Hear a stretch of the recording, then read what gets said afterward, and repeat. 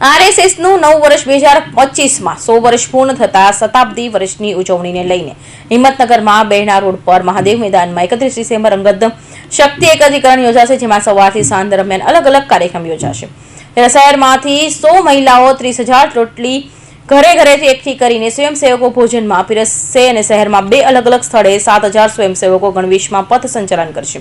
તેને લઈ મહાદેવ મેદાન પર તૈયારીઓ શરૂ કરી દેવાઈ છે। હિંમતનગરના બેહણા રોડ પર આવેલી મોદી મેદાનમાં 31 ડિસેમ્બર અંગત શક્તિ એકત્રીકરણ માટે મહાદેવ મેદાનનું નામ આપવામાં આવ્યું છે, જ્યાં સવારે 8 થી સાંજના 5 વાગ્યા સુધી, દિવસ દરમિયાન 8 થી 10, 12 થી 3 અને 3:45 થી 5 કલાક એમ 3 ભાગમાં અલગ અલગ કાર્યક્રમમાં બેઠક યોજાશે। 11 થી 12 દરમિયાન સંઘના પૂર્ણ ગણેશમાં સંઘના સ્વયંસેવકનું 2 ભાગમાં 2.5 કિલોમીટર સંત સંચલન યોજાશે, જેમાં મોદી મેદાનથી રિલાયન્સ મેળથી હિંમત હાઈસ્કૂલ થઈને પરત બેહણા રોડ પર થઈને મોદી મેદાન પર પૂર્ણ થશે। જ્યારે મોદી મેદાનથી ગાયત્રી મંદિર રોડથી જેપી મોલ થઈને મહાકાલી મંદિર થઈને પરત મોદી મેદાન પર પૂર્ણ થશે। ત્યારબાદ 12 થી 3 તાલુકા નગરની બેઠક યોજાશે। 3:45 કલાકે જાહેર કાર્યક્રમ યોજાશે, જેમાં તમામ સમાજના લોકો જોડાશે। રાષ્ટ્રીય સ્વયંસેવક સંઘ આગામી 2025માં તેની સ્થાપનાની શતાબ્દીની ઉજવણી કરવાની છે।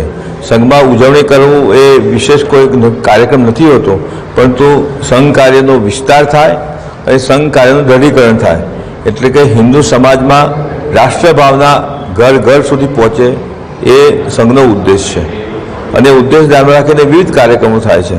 તો શતાબ્દી પૂર્વે ખૂબ મોટી સંખ્યામાં સમાજનો બધો વર્ગ જોડાય, એને લઈને આપણે સાબરકાંઠા જિલ્લાનો એક અંગત શક્તિ એકત્રીકરણનો એક કાર્યક્રમનું આયોજન કર્યું છે।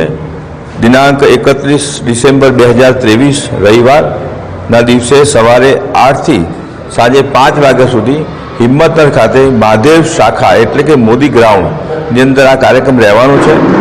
આ કાર્યક્રમની અંદર સંઘના જે સ્વયંસેવકો છે એ જ રહેશે, એટલે કે સંઘનો નિશ્ચિત ગણવેશ છે, એ ગણવેશની અંદર અંદાજે 7,000 જેટલા સ્વયંસેવકો રહેશે।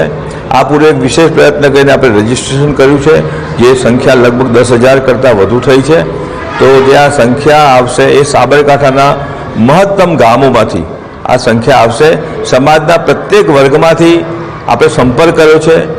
પ્રત્યેક સમાજ ઉપરાંત પ્રત્યેક વર્ગ એટલે કે ડૉક્ટર, વકીલ, ચાર્ટર્ડ એકાઉન્ટન્ટ, ખેડૂત, ઉદ્યોગપતિ, જેને કહેવાય કે મજૂરથી માંડી હાથલેરી ચલાવનાર, નાનો દુકાનદાર, એમ સમાજના વ્યવસાય કરનારથી લઈને સમાજના પ્રત્યેક જાતિ સંપ્રદાય એટલે હિન્દુ સમાજની જે જ્ઞાતિઓ છે એ બધી જ્ઞાતિઓમાંથી, એટલે જેને હિન્દુ કહી શકાય એ બધા વર્ગોમાંથી સ્વયંસેવક ગણવેશમાં રહેવાના છે।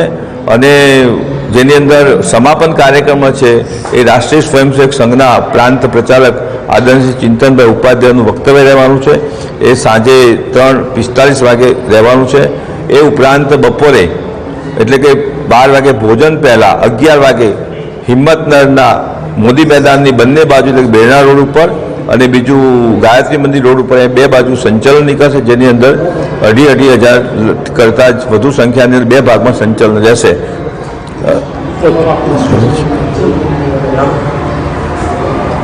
મારું નામ છે પ્રકાશભાઈ પરમાર, ગાંધીનગર વિભાગના સંઘચાલકનું દાયિત્વ છે।